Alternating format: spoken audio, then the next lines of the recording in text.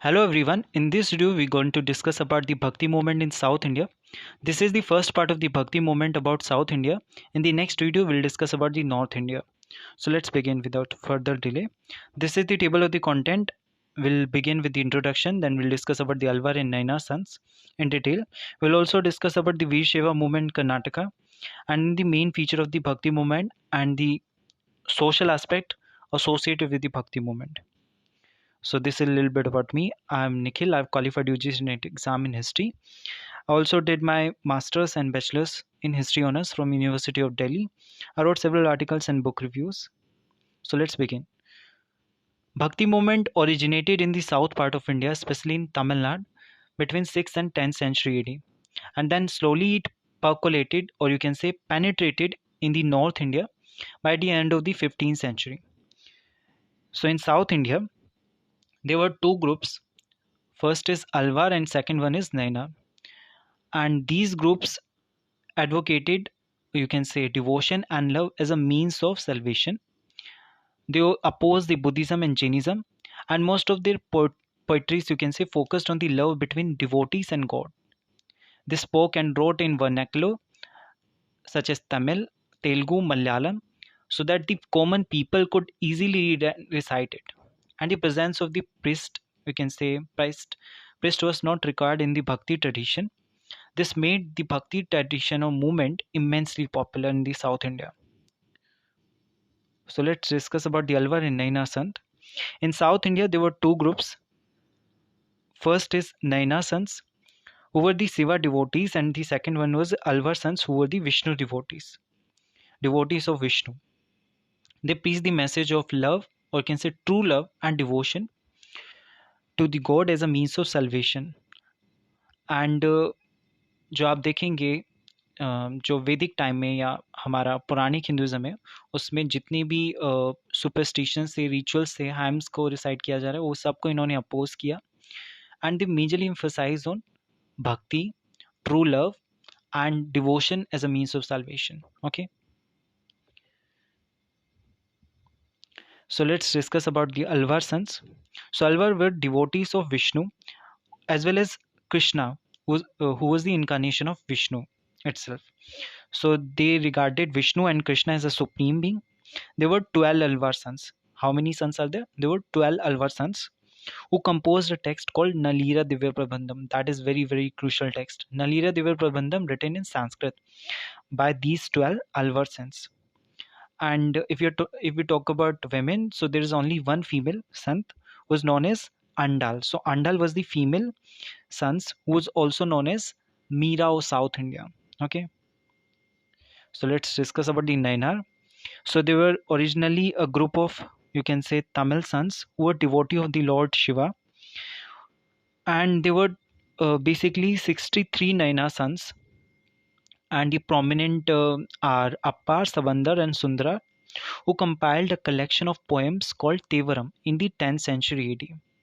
There were also a female sant called Karaikal, although there are three female sons, but one of Karaikal is one of the popular. Okay. So let's discuss about the main feature of the Bhakti movement. As I mentioned, like they were repeatedly talking about love and devotion as a means of salvation, and they used vernacular like Tamil, Telugu, Malayalam, Odia, and other local languages, so that they can, so that the people, or can say common people, could easily read and recite it. And they also challenge the social hierarchies like gender relations, like caste, and you can say other social hierarchies which was exist in society and prevailed in society. And fourth one is that a priest was not required in the bhakti tradition, you can say middleman. So there's no need for such kind of priest and middleman in bhakti tradition, because they were emphasizing on devotion and you can say bhakti. तो अगर आप devotion और भक्ति की बात करते हो तो उसमें मिडिल मैन की जरूरत ही नहीं है. ठीक है. So it means they oppose, you can say, supremacy of Brahmins in society to some extent, you can say, at least to, you can say, extent. वो तो हम देखेंगे भी वैसे भी आगे वीडियो में कि कितना इन्होंने चैलेंज किया कितना नहीं किया, बट या ऑफ कोर्स इन्होंने शुरुआत एक तरह से की चैलेंज करने की, सुप्रीमेसी को, सोशल रिलेशंस को, या जो सोसाइटी में सोशल हायरार्कीज हैं उनको चैलेंज किया। जो सोशल फैब्रिक था, जो इतने सालों से हम देख रहे हैं एंशियंट इन मेडाइवल टाइम में, उसको चैलेंज किया इन्होंने। ऑल्सो दे रिजेक्टेड रिचुअल्स, जो पुरानिक रिचुअल्स थे, सुपरस्टिशंस थे, ब्राह्मण सुप्रीमेसी थी, and they advocated the idea of personal god and deity. तो उन्होंने पर्सनल गॉड एंड डीटी का आइडिया पॉपुलर बनाया।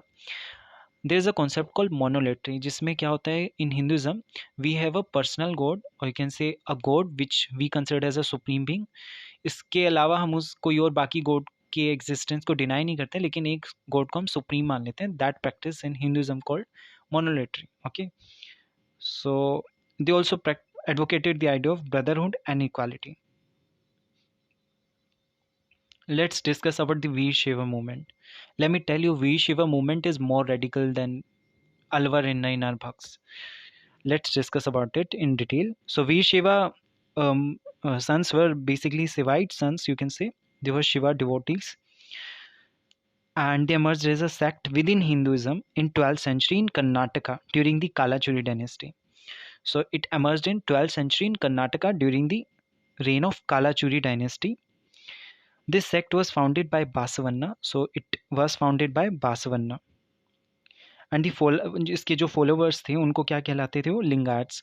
And therefore this movement you can say also known as Lingayat movement, or you can say. So Lingayat क्यों बोला जाता है, क्योंकि ये शिवलिंग को वियर करते हैं अपने लेफ्ट शोल्डर पे. मेन फीचर्स क्या थे वीर शिवा मूवमेंट के? So they worship Shiva as a linga in a form of linga, and they wear linga on the left shoulder as I mentioned, therefore they're known as lingayats. They अब ये क्या करते हैं कि ये सरमेशन नहीं करते हैं, जलाते नहीं हैं डेड बॉडी को, बल्कि उसको दफनाते हैं. They also question the theory of rebirth.